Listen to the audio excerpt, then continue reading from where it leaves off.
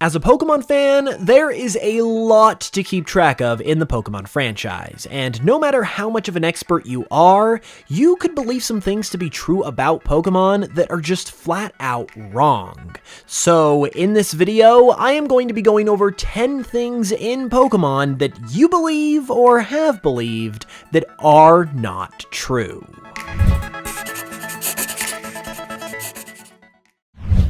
You see this? This is a special, limited edition, alternate art trading card of my new mascot Folkachi from the monster catching video game I am developing, Histrobi Chronicles. This card is absolutely beautiful, to be completely honest, and is as legit as it comes. It's got a beautiful holo effect, it's super sparkly and just super nice, the art is beautiful, and as you can see as well, it's got some stats and stuff on it too, because it's also from an upcoming Histrobi Chronicles TCG that I'm currently working on. This card is currently available for a limited time as a special promo with orders of my Folkachi plushie.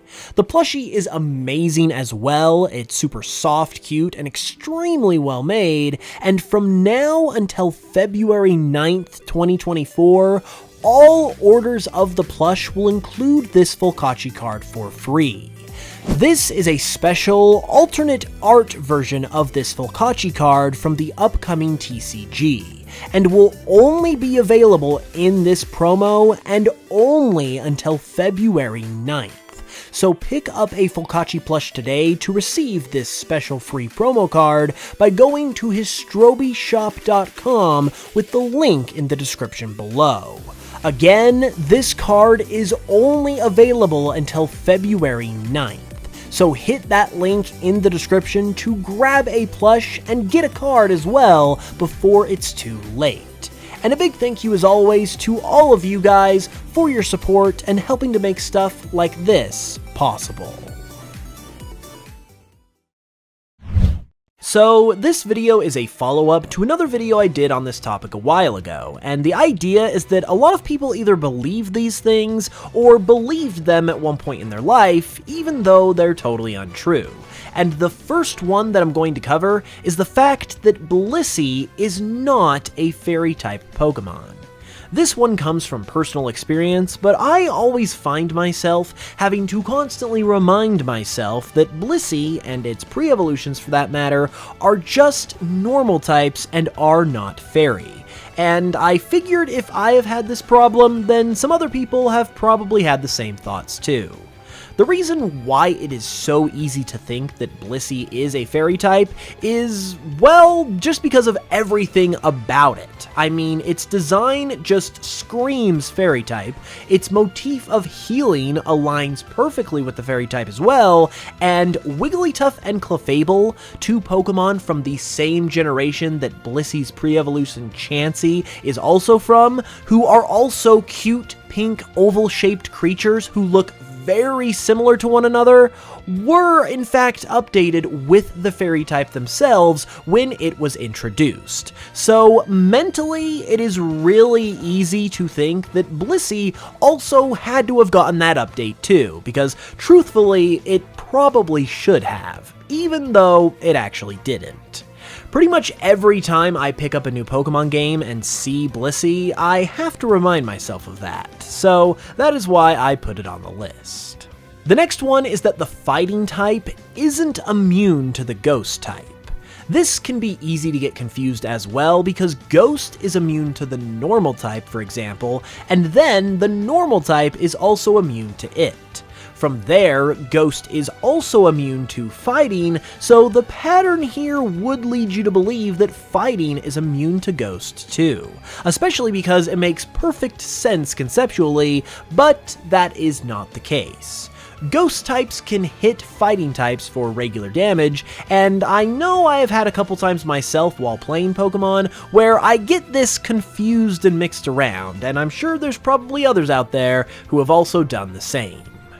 One infamous part of Pokemon that has turned into a meme at this point is Professor Oak asking you if you are a boy or a girl. Him apparently not knowing has spawned a lot of jokes over the years, but in reality, Professor Oak is taking the blame for this when he doesn't really deserve it at all, because Professor Oak was not the Pokemon professor who originally asked this question. The professor who originally asked this was actually Professor Birch in the Hoenn games, and Professor Oak didn't ask this question himself until a little bit later on in Fire Red and Leaf Green. People probably get this confused because of Pokemon Crystal, the game where you can first play as either a boy or girl, and where Professor Oak also provides the introductory speech to the game. The thing is though, in this game, it is merely the game itself asking you this question, because Professor Oak doesn't come in to do his introduction until after this is determined. So in reality, if we were gonna make fun of anyone for having to ask this question, it should be Professor Birch, because he was the first one to not know and ask this question, not Professor Oak. Another thing that I think has fooled a lot of people over the years, even if they have since figured out the truth, is that Hoothoot only has one leg. It is often depicted with just one leg in many different instances, such as in its official artwork and in its in-game sprites, so naturally many people believed what they saw and were under the assumption that Hoothoot only has one leg. But that would be wrong. It's fairly rare and was even rarer back in the earlier Gen 2 days where Hoothoot originates, but Hoothoot does in fact have two legs that it sometimes shows off. It's just not that often, like I said, so it ended up fooling a lot of people into believing that Hoothoot has just one leg, since it stands on just one leg most of the time. Even if a lot of people have since figured this out, this is one that a lot of people definitely believed back in the day, and is a classic example of things in Pokemon that people believe that are not true. Another one of those that's probably the most classic example of this kind of thing is holding down the B button while trying to catch a Pokemon to increase the likelihood of it being caught. This was nothing more than playground rumor, and maybe just something that people started doing out of nowhere, but it was widely believed, to the point where it was just a fact as far as we were all concerned, that holding down the B button, or some other variant of that idea, would increase the chances of you being able to catch a Pokemon when you threw a Pokeball. I fully believed this myself and did it regularly, although the method that I followed was actually on the DS games, where I would hold down the B button and then say "gotcha" into the DS microphone when the Pokeball hit the Pokemon. I actually caught a lot of Pokemon when I did this, which had me convinced of its legitimacy even more, which I'm sure is true for a lot of other people as well. I didn't even wise up to the fact that this was just not a thing until probably around the Gen 6 timeframe, when I was like 20 years old. That is how much of an ingrained belief it was, and I think a lot of other people have similar experiences with this as well, which is why it is such a well-known, widespread thing. Speaking of Gen 6, another huge misconception and falsely believed idea is that if you gave out tips in Pokemon X and Y to those that asked for one, it would increase your odds of finding a shiny Pokemon. This was a rumor that went around at the time that many people believed due to the purpose of tips being ambiguous and vague, but over time it was proved that this wasn't the case, and even though the tip mechanic is just as vague now as it was back then, the ultimate purpose of them seems to be that tips increase your style points, which allow you to access more of the facilities in Lumiose City, like the Lumiose City Boutique.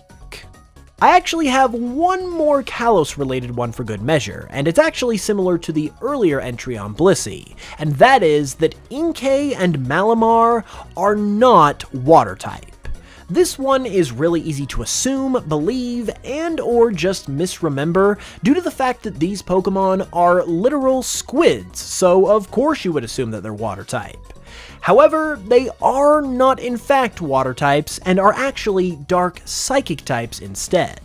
Similar to Blissey, whenever I pick up a new game where these two are present, my brain has to remind itself of Inkay and Malamar's typings, because my gut instinct always tries to get me thinking that they are water type. And I'm sure I'm not the only one to have experienced this, or at least I hope anyway, so it's another one that you can very easily get wrong. A rather big one in this category that might surprise some people is that Pokémon always get better and stronger when they evolve. Common sense tells you that of course this is the case, but it's not actually true 100% of the time. Granted, most of the time this is true, but there are certain situations where Pokémon don't actually get stronger at all, and can even be seen as weaker than their pre-evolved forms.